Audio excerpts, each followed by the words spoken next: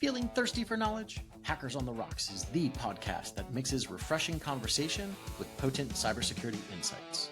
Serving up these insights with a twist, we pair a different software vulnerability with a refreshing cocktail recipe each episode. Hello, world, and greetings all around. We have a very special episode today. Give this one your attention. It will be good. Stick around to the end. Hacker Summer Camp is coming up, and we are on a time-sensitive mission to get the word out. And what do I mean by that? Chris Holt, welcome to Hackers on the Rocks. Thanks for having me. Are you excited here. for summer camp? I actually am the most excited for summer camp this year than I've ever been. Well- Even I think my first time going, I wasn't this excited. All right, so I hear it, but I can't believe that you're that excited, and you can't be that excited because you don't have a drink in your hand. Like, Chris, what are we drinking today? Today we're drinking Guinness. Unfortunately, out of the can, but it's the best we could do at home. Why is that unfortunate? What's wrong with the Guinness can? There are many better ways to enjoy Guinness. What would your go-to way be? Properly poured on draft in Ireland. The best water, the correct gas mixture. They're certified in pouring properly. They even have the proper glassware always on hand. Fair enough. Have you been to Ireland many a time to have the perfect pour? A few. Every time I've been to Ireland, I've gone to the Guinness Draft House and done the tour and done the certification just to refresh the memory. Well, I will say, you're actually not too far from me, and just outside of Baltimore, Guinness does have a facility here, and if you've not been, we should go sometime. We should, yeah. They brew the blonde, the Baltimore blonde there. Right? That's a thing. Actually, I don't think they do that anymore. Go figure. They did once. They did, and it was actually very tasty. But life comes at you fast. So anyway, Guinness is my go-to beer. Anyway, excellent choice. So I've got one. You've got one. I think now we're excited. So I guess first question up, Chris, what is Hacker Summer Camp? So Hacker Summer Camp is the collective term for the time between all of the conferences that are co-located, co-planned together. It covers Black Hat, B-Sides Las Vegas, DEF CON. There's others in there. Yep, Diana Initiative is up there. Diana Initiative, Squad Con shows did a meetup. Squad Con, Woo had a side event last year. There's all sorts of stuff that pops up in there. Yeah, there's actually I'm gonna do a shameless plug. You can plug your stuff in a minute, but I'll go first on this one. There's a really cool event put out by the U.S. Cyber Games Group called U.S. CyberCon. They're doing this like Hack for Charity Capture the Flag event. And there are, I think, 6 or 7 registered nonprofits that are, it's kind of like, if you ever watch like Celebrity Jeopardy, where like they bring on celebrities and as the celebrities win, all the money goes to the nonprofit that they're playing for. Yeah. This is the cyber version of that. And so I don't know if you know this, but I actually work with a amazing nonprofit called Gold Star Gamers, and they help the children of fallen soldiers heal through gaming. And they're one of the charities looking for gladiator sponsors, right? So if anyone in the audience is a red teamer and wants to engage on behalf of Gold Star Gamers, really good cause. And as you excel in the games, Gold Star Gamers gets some of the prize pool. Really neat mission, and that's one of the side events at Hacker Summer Camp. That's really cool. So is that just people getting together playing games and like high scores are somehow? Yeah, I mean, I think it's your traditional attack defense type capture the flag event, and I'm sure there are rules, but it's Hacker Summer Camp, the rules can bend a little, but yeah, I think each charity is looking for a team, whether it be a corporate team or just some friends to get together, and all of the teams will be in the arena. Actually, I think they're doing it at the esports place in the Luxor, really cool gaming center. So that's a cool. If you've never been there and never played there, like that in and of itself is really rewarding. But to then go and compete and earn prizes and cash for the charities, like that's a really cool thing. What day is that? Man, you're asking the questions. I'm supposed to be asking the questions. This is my show, dude.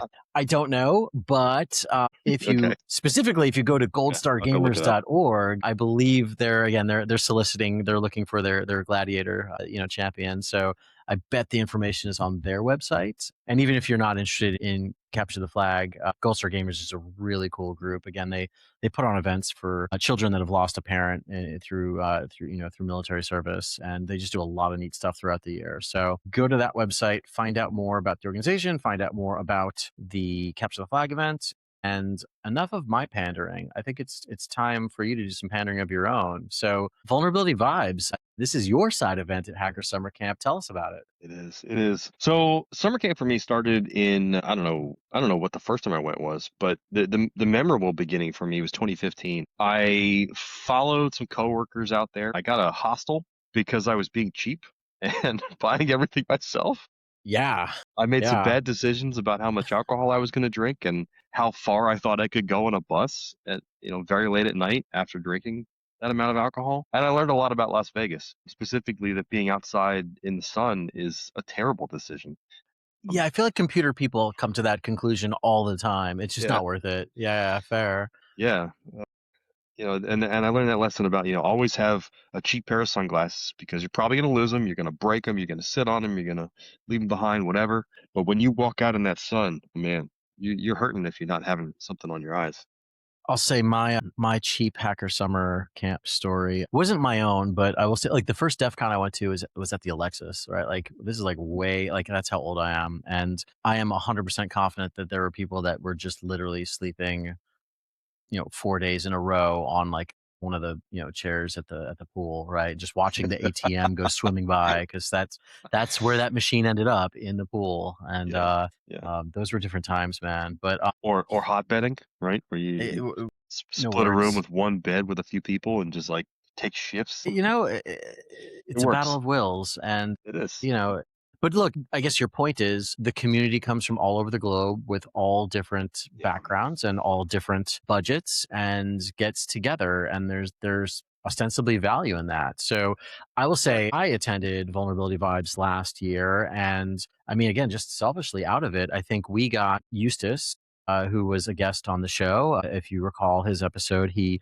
taught us how he like ripped a router apart 12 different ways. And I met him at Bone Vibes, and we've kept in touch ever since. And Trip Roybal, he did an episode on hacker culture in Japan. And, Yeah. he was telling us about how living in Japan has changed his perspective on things. And, and we actually, he came back to the States a few weeks ago, and we hung out for a little bit. And so, again, wouldn't have happened without Vulnerability Vibes. So maybe for the audience that is not familiar with your event, like I'm a believer, but like help us understand like what is Vulnerability Vibes? Yeah, so Vulnerability Vibes it's a networking event, it's a social activity, it's a non-vendor hosted gathering place to meet somebody new, to meet up with the people that you've known before, have meaningful conversations, and hopefully make a new connection that you can carry through the rest of the week. We've specifically planned it on Wednesday.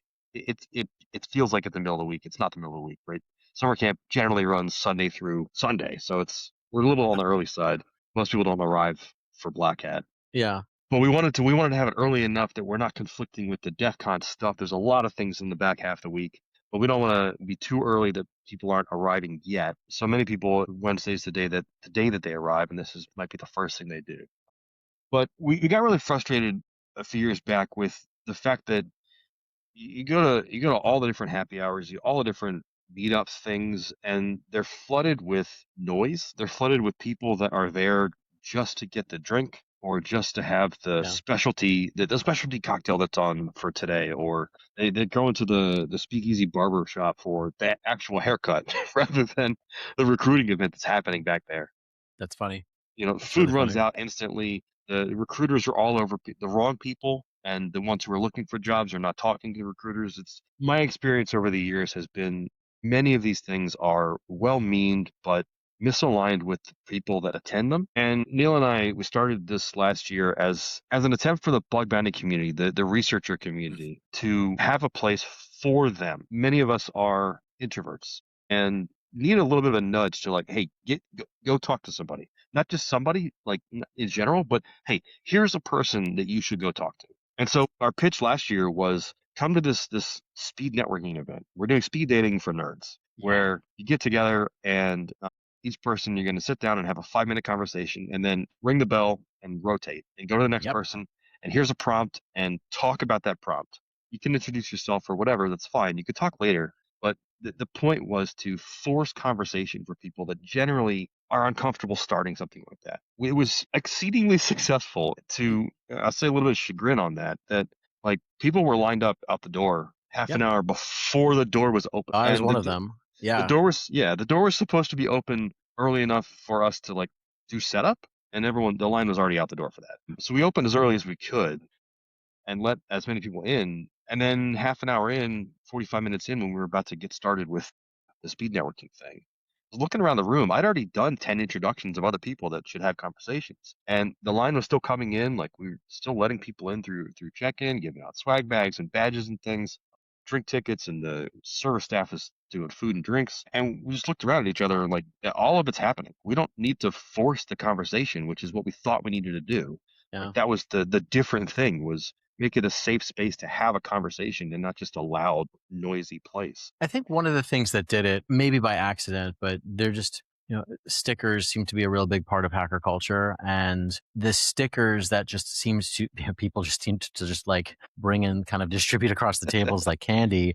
They weren't vendor stickers. Like there wasn't a whole lot of logos so much as like quirky jokes. And I think people Yeah. were just like, I get that. Do you get that? And it was like a really weird icebreaker for like the security researcher community, but yeah, it seemed to work. And I don't know if those, in fact, I'm pretty sure the stickers weren't coming from you, but they just, people were bringing them because that's kind of where we Yeah. are. Real quick, since you mentioned That was him, entirely unplanned. who's Neil? Neil's my partner, helping to run Vulnerability Vibes. I met him when he was my CSM and I was a customer. He was working at Integrity. I was at Intel at the time. We've known each other for 3, 4 years at this point. It's been, man, 4 years. It's been a while, and we've grown beyond that vendor client relationship, that we've taken on all sorts of other projects together. Vulnerability Vibes being like the biggest thing that we went and did. Yeah, it's been a really big fun thing. This event is hosted by the Bug Bounty Community of Interest, which is a community of interest. It's a community of bug bounty program operators. When I was getting into bug bounty in 2018, I looked around and saw there's a bunch of communities of hackers. Everyone has their own space, and new hacker group pops up, and they have their own community, and eventually they grow, and that's fine. Like, it's great.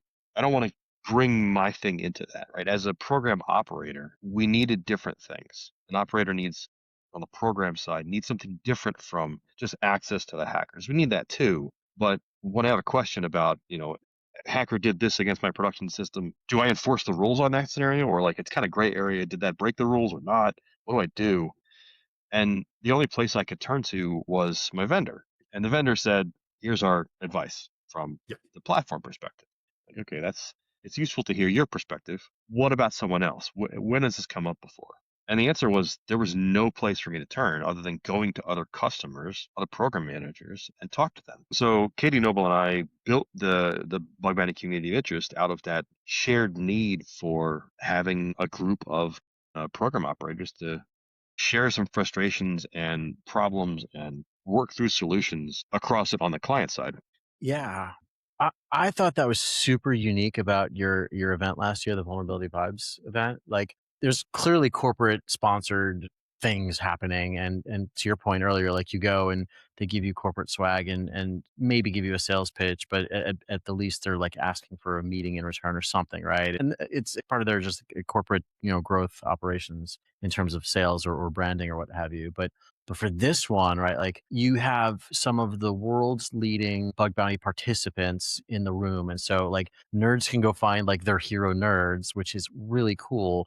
But you brought up a really good point, and it was something that I just thought was so unique is like it's not adversarial between the researchers and the vendors. And everyone kind of self-identified, but like there were researchers trying to make their way into new vendor groups, and that was totally fine. Whereas you would Yeah. never see like at a corporate event, like, let me go find the sales guy and talk to this person because I really want to learn more right now. Right. But at Yeah. Vulnerability Vibes, like you did, like we were all just kind of like lounging around on couches, like people running around serving us pizza and just whatever. And just like it was just a clean experience and wholesome, and the conversation was there. And again, like I've made contacts, and I mean, you and I met for the first time, I think just a few hours before the event, stuffing, like t-shirts into, into bags and stuff. And like, but like Yeah. we've kept in touch, right? Like there's like Yeah. it's a very give back kind of environment. And as chaotic as, at least for me, as chaotic as Hacker Summer Camp can be, this was a really good networking opportunity without it sounding like sleazy, if that makes any sense. Like that was my experience. You did a really Yeah. great job last year. Thank you. But that was exactly the point of it, right? Was that Yeah. in order to put something like this on, it takes X amount of dollars. There's Yeah. there's no way around that. It takes money to do something like this. But you're all sponsored up for this one, right? You've gotten the positive feedback. Like this is growing, right? Like from where it Yeah. was last year. Like what are we looking at for this year in terms of the like numbers and growth? Yeah, so last year our target was 80 people. That's what we fundraised towards. We were able to bring in 106 when all Yeah. was told. Like we just, Yeah. yeah, there's a couple of the last few people didn't get swag bags because sorry, but like come on in, join the fun, right? I wouldn't call it a Mhm. party, but like it was a really positive environment. So target for 80, we brought in 106. This year we're targeting somewhere between 220 and 240. That's So our amazing. plan is 3x the size.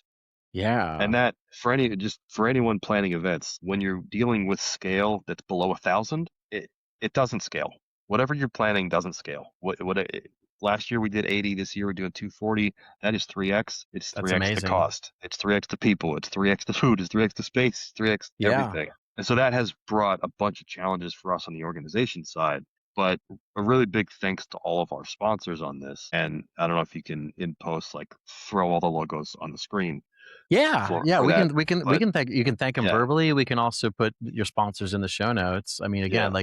like you said, sponsorship is important. It makes the community happen because you know pizza ain't free. You know. Yeah, we wouldn't be able to do this event without all that sponsorship coming in from all the angles.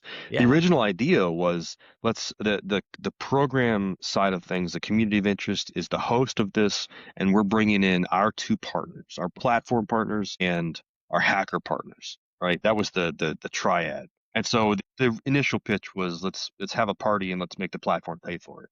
But it immediately became much more than that when you start to dig into how do you plan something like this. And what's been really interesting is I saw it last year. I wasn't expecting it, but as we saw it last year and we've seen more growth this year, where some of the sponsors are actually programs that Yep. are they want to promote their program. They want to launch new scope.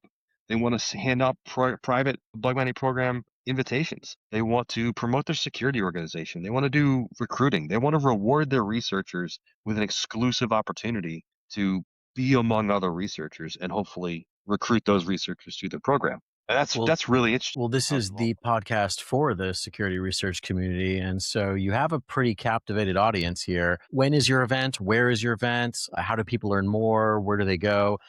My goal is, you said you wanted like 3x it. I want to at least 4 or 5x it. I want to like flood you with people trying to get it through the door. So like, Ooh, how I do don't know we, about that. no, we'll do it. I mean, it's just, that's just how hackers, right? This is a buffer that just needs to be overflowed, man. Like, I don't even know that makes sense, but like, It does. fair enough. But like, Tracking it. go through the particulars. When's your event? Where is it? How do people get in? Yeah, so we're running it on Wednesday, August 5th. Okay. It's going to be at Brewdog, which is not a casino. So Yeah. that's Super important awesome. to note. Yeah. Not a Yeah, casino. it is a bar, so 18 to enter, but we can tag people if they're underage so that they can't get the hard alcohols, the liquors and everything. So Wednesday, August 5th at Brewdog, our start time is a little bit TBD, but it's probably 6 or 6:30, and we've got about 3 hours of planned programming. We've got the space for 4 hours, and then like last year, if we have leftover money on the bar tab, it will stay open until they throw us out, Yeah. hopefully for good behavior and because they want to go home and not because it's gotten rowdy like hackers Well, I sometimes think tend the to do. bar tab stayed open because people weren't really drinking. Like they were drinking, but like the dialogue was so engaging that like it wasn't the kind of event where people just go That's like take their 3 free shots and leave. It was like right. people were there and they were staying. Like again, if you're in the audience, like and you're not sure how your like summer calendar is going to wind up, like this is an event. So if I'm in the audience and I want to attend, how do I get an admit? Like where do I go? So on our site, vulnerabilityvibes.com, you can hit the upcoming events menu and then you'll find the register link there. It's on registration through Luma. We require LinkedIn because we're going to do a special activity this year where we do a no phones linking activity. This is a fun Mm. project that Neil and I have been working on for the better part of a year. It's actually started the day of Phone Vibes last year. When we got back, we were sitting on the couch drinking beers at the Verbo we rented, Yep. and we're like, "This was great," but I saw all the people we connected like immediately pull out their phones. That Mm. was, and sometimes you see that like it disappears immediately because of that, right? You start a connection, you pull out your phone to do the LinkedIn thing or to exchange details, right? Contact or whatever. And then the moment gets lost because you have all the notifications, you got pop-ups, you got the app that you want to connect with me. Do I have that installed? Oh, I don't. I gotta download that and log in, and now I'm 5 minutes past where we were, and the conversation Yep. is broken at that point. So we took that idea and tried to figure out how do you get people connected better without the interruption of a phone, right? Phone is perfectly capable of it, but it is a distraction. It breaks the conversation, it breaks the flow. And so we're going to production tomorrow with Love with our it. device. We're going to have a special unique badge that we're bringing out that we need to collect back because it's a prototype. It's not certified to be distributed in the US. It's a prototype for testing. And so all those FCC is caveats going to kick aside, down your door at vulnerability vibes. Love it. we are abiding by FCC policies and everything to the best of our knowledge and our engineers' knowledge. But the idea is it's really simple. Like you have a device and connect the devices, and the devices will exchange handshake.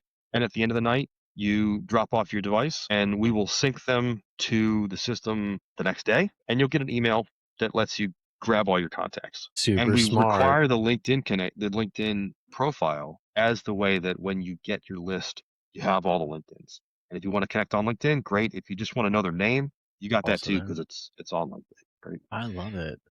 So that's one thing I'm excited. that I'm we're gonna roll excited out. for you. This is like So again, this is like the most hackery part of Hacker Summer Camp, right? It's like it's the security research community getting together to just nerd out for a little bit. And this is just it was such a great event last year, and I'm sure this year will be at least 3x, if not 10x. We're just gonna do it. I just we're gonna make it happen for you. yeah, Chris, I don't know if this episode even needs it, but we always end Hackers on the Rocks on like an open mic segment.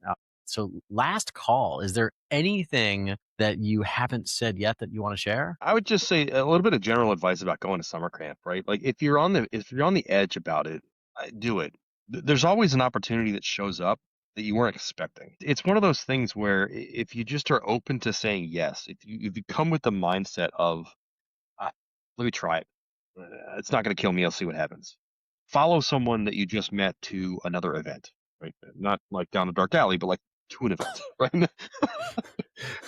But meet a new community, right? When you go to a new Yeah. event that you weren't planning on, there's new people there that you almost certainly would not have met otherwise. And that one moment of let me go try this new event, let me go try this new thing, let me try that new place, try this new bar, let me try this new food, let me try this new technology, let me listen to this new con, the new village, right? Every one of those moments where you say yes and are open to opportunity, it leaves a fingerprint on you as a person and your career. It can change your trajectory in incredible ways. Years ago, I had one of those moments, which is how I ended up here now, Mm. where I was on my way out of my AppSec job at AOL. My boss knows this. I'm sure he'll see this and he'll laugh.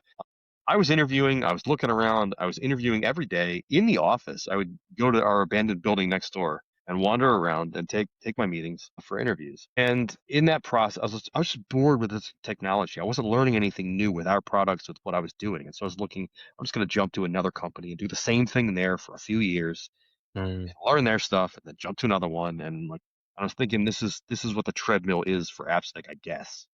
It seems boring. I'll be bored eventually. Let me just try another one for now. But I stumbled into Bug Bounty, where we had some people leave the team and needed to keep the program alive. And I'm like, that seems like so much work. I don't really want to do that, but I'm on the way out anyways. So like, whatever. I can throw in some experience and knowledge around efficiency and like scaling something. This clearly needs some help scaling. You're going from 20 reports a week to 150 a week Mm. overnight. Like we needed some scale there. So I looked at that. I read one white paper. I jumped on a plane and flew out from Virginia to Sunnyvale, California for a week and sat side by side with the last person on the team who was leaving. And just like I said yes to the opportunity to try this entirely new thing. And like it's AppSec, but it's different. It's working with other people doing it. And I'm just doing tickets for them. And that seems like a pain, but like whatever. yes to that opportunity. And that has led me to creating the bug bounty community of interest, working with some of the Mhm. top hackers from around the world, meeting I don't know how many CEOs from these companies, CISOs from probably 100+ companies that I've met and worked with and advised on things. The COI, the vulnerability vibes, I wouldn't have met Neil if I hadn't gotten involved in this. We wouldn't have done the badge thing. We wouldn't be doing vulnerability vibes. Like my entire life would be different if in 2018 I hadn't said, yeah, sure, I'll pick that up and see how it goes for a bit. Right? Like small moments can just butterfly effect. It's really incredible. And so if you're on the fence about do I go to Hacker Summer Camp this year, it's a place where lots of stuff is happening. And so there's many, many opportunities to have your butterfly effect moment. It's a good place for it. I I mean, that's a mic drop moment. I can't follow that. I completely agree with you. I think, the world really revolves around those positive exchanges with other human beings. And at Hacker Summer Camp, not only are there a lot of human beings all in the field, but kind of how we started the show, it's this collective of events, and there are a lot of things happening. And InfoSec is a really big space, and if you've ever wanted to learn about an adjacent area, you have the opportunity. If you're starting your career and don't even know what the opportunities are, like there's no better crash course than to kind of see it all over the a 3 or 4 day period. And people from all over the world come out to this particular function, and it's decentralized. Again, you can do anything or nothing, and just make the most of it any way you want. And so, I mean, I am hooked on vulnerability vibes for sure. I'll pander your way as much as I can, because it was really the highlight of the summer, for me. That, and besides Las Vegas's pool party, but those are my two. Those are my two big ones. But one's professional, one is not at all professional. So, Yeah. Yeah. but yeah, I think there's a lot of things happening, and a lot of people, and people at different stages of their lives, and ours can be a really selfless community. And I just thank you. I'll raise a glass of vulnerability vibes, because your event was really, really instrumental in the last 12 months of my life. So I know you're shooting for 3x, but we're gonna 10x it. We're just going to. So Oh no. let's end it there. Oh, Thank you for your time, Chris. And yeah, everyone that's listening, I believe Chris said the website, correct me if I'm wrong, was just vulnerabilityvibes.com. Go register, tell all your friends, tell them to register, have them register their friends, and let's 10x this, because this was such a good event, such a positive event, meaningful. I can't say enough kind things about it. So I really wish you the best of success. thank you. And thanks for having me on. It's great to hear experiences, right? We got a lot of quotes last year from folks saying how great it was. You were one of the most vocal. You have been one of the most vocal, and I absolutely appreciate that. We wouldn't have been able to come back so strongly without this kind of feedback. Yeah, I appreciate it. I appreciate everything you're doing for the community. Yeah. Cheers, Chris. Cheers.